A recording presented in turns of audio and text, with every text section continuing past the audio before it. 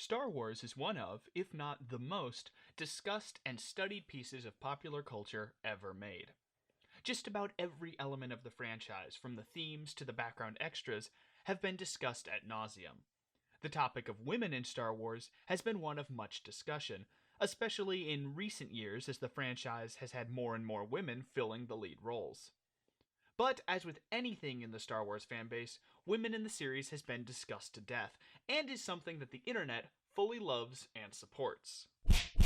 Oh no. Alright, we get it, that's enough. There's too many of them. Alright, stop it! What have I done? But while the women of the main Star Wars films have been explored, a part of the franchise that is less discussed is the 3D animated series Star Wars: The Clone Wars. Often overlooked by those unfamiliar with the show for being a cartoon for children, Star Wars: The Clone Wars has been celebrated by fans for its excellent writing, animation, and characters. And while the show is full of great characters from both the light and dark side, there are 3 women in the Clone Wars that this video will focus on. Jedi Padawans Ahsoka, Tano, and Barriss Offee, and the dark side assassin Asajj Ventress. These 3 characters start the show content in their roles in life, only for them to realize that they are not in control of their lives, and each go on a different journey to attempt to regain that control. Before going any further, I'm going to give a big ol' spoiler warning for the Clone Wars series, and parts of its semi-sequel show Star Wars Rebels. If you haven't seen these shows, go watch them, and come back after. This video won't go anywhere. Unless it gets taken down by Disney. But before delving into its characters, one must first understand what exactly the Clone Wars is about. Let's hop on over to Wikipedia for a quick summary. The Clone Wars 22-19 BBY, occasionally referred to as the Clone War, the Separatist War, or the Droid War, was the name given to the major 3-year galactic war between the Galactic Republic and the Confederacy of Independent Systems. The war is named after the clone troopers and raids by the Republic against the Confederacy, with notable battles occurring with on both being fielded in enormous numbers by each respective side. During this time, the Grand Army of the Republic various during the war's third and final edition, the Republic drove the Separatists into That's enough. rapidly spread throughout the galaxy. That's enough! Alright, so let's try a quicker summary. Basically, the Supreme Chancellor of the Galactic Republic, Palpatine, is also secretly evil Sith Lord and robe enthusiast Darth Sidious, and he wants to get rid of the Jedi and be in charge of everything. In order to accomplish these machinations, Palpatine has his apprentice Count Dooku form the Separatist Alliance, and they make a bunch of robots that are all ordered around by one scary-looking robot in a cape, who isn't really a robot, but is actually a lizard man dressed as a robot. This makes the Republic scared, and they're like, "We need an army!" And then Palpatine's all like, "Don't even worry about it. There's this super cool army made of clones of New Zealand actor Tamara Morrison that is like totally ready to fight all these robots." And everyone's like, "Oh, that seems legit!" And then the clones go and fight the droids and start the Clone Wars in the worst Star Wars movie. So that brings us up to speed on the Clone Wars, and now we can introduce our characters, starting with one of the show's lead protagonists, Ahsoka Tano. Ahsoka is assigned as the Padawan learner to Jedi Master... But we do not grant you the rank of Master. Jedi Knight, and Chosen One, Anakin Skywalker, at the young age of 14 years old. The young Jedi starts off the show reckless and impulsive, traits which are only increased as she spends time learning from the hot-headed teachings of Anakin. Ahsoka learns from many Jedi Masters over the course of the show, including Anakin's master and best Jedi, Obi-Wan Kenobi, Yoda, Plo Koon, Aayla Secura, and Luminara Unduli, who we'll get back to in a bit.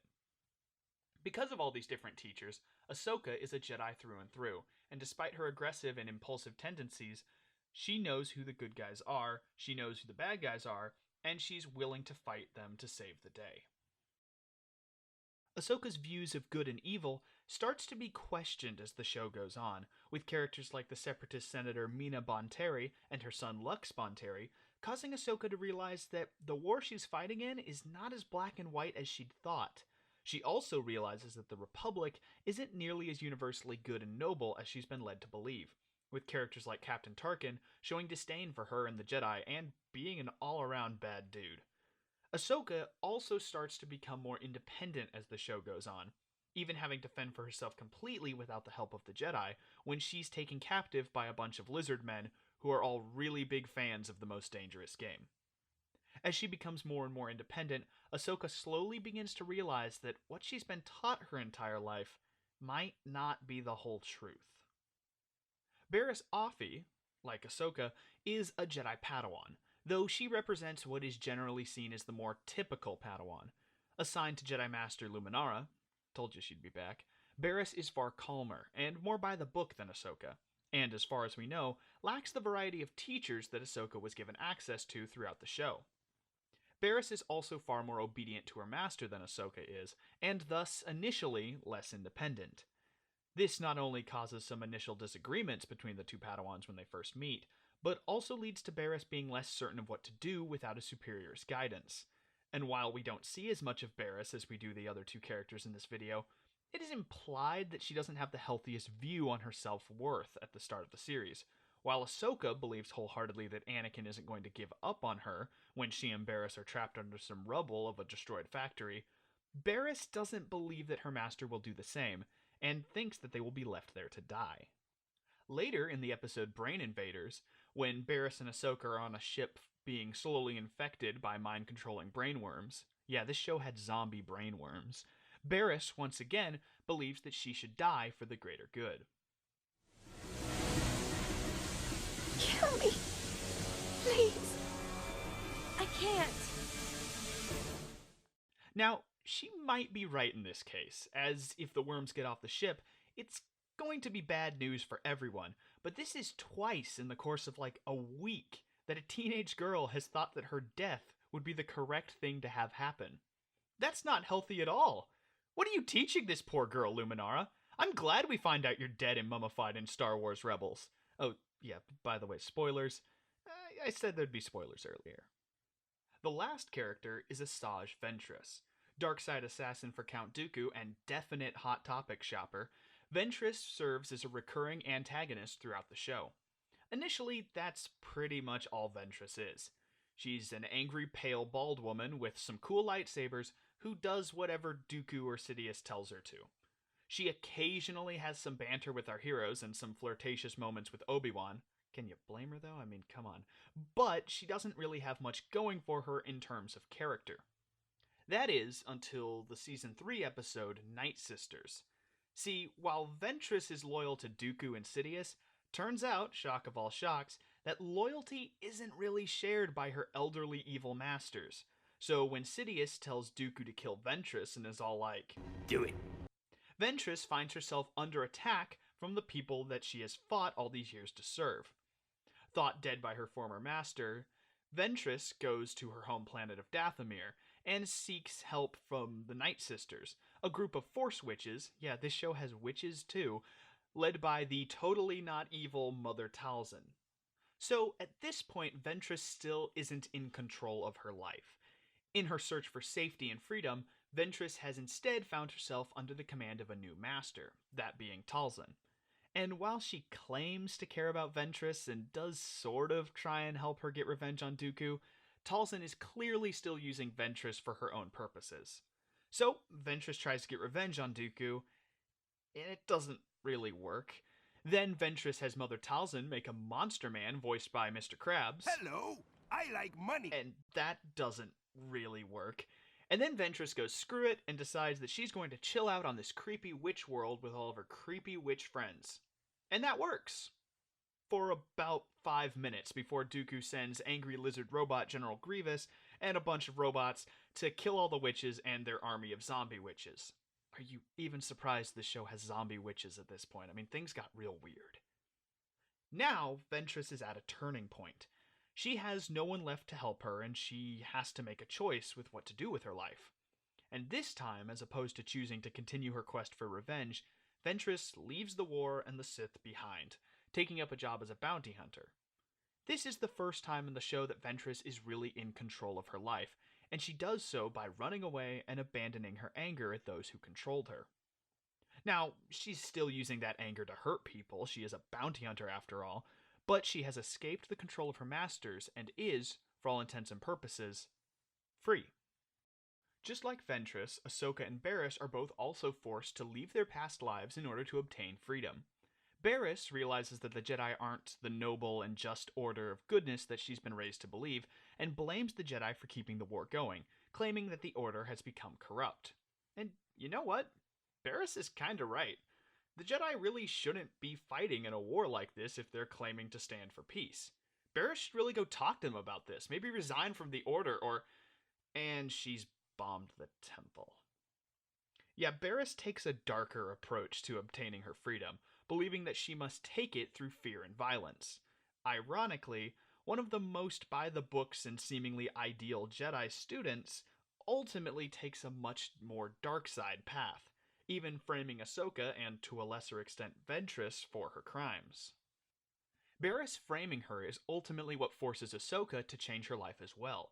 Believing her to be responsible for the temple bombings, Ahsoka is forced to go on the run from the Jedi and Republic forces, while she also tries to find the true culprit. Luckily for Ahsoka, Anakin still believes in her innocence, and eventually they discover what Barriss has done and apprehend her. Barriss confesses to her crimes, but calls out the Jedi on their corruption, and the Council offers Ahsoka the option to come back into the Order. After fighting to clear her name and get her old life back, Ahsoka realizes that the Council, aside from Anakin, had made no real effort to help clear her name. All these years of her following their teachings, and they're willing to throw her under the bus without much of a thought. And so, Ahsoka makes her choice, and leaves Anakin and the Jedi. When Anakin begs her to stay, telling her she's making a mistake, she says, Maybe. But I have to sort this out on my own. Without the Council. And without you. This is Ahsoka taking control of her life and freeing herself, just as Ventress and Barriss attempted to. Unlike Ventress, who disconnects and ignores her past, or Barriss, who lashes out in anger, Ahsoka talks to those who have controlled her, accepts that she needs to find herself, and moves on, and decides to leave on her own volition. I don't think it's an accident that both Ventress and Barriss were chosen to be in the episodes where Ahsoka makes this choice. These three women represent three separate ways to deal with the problem.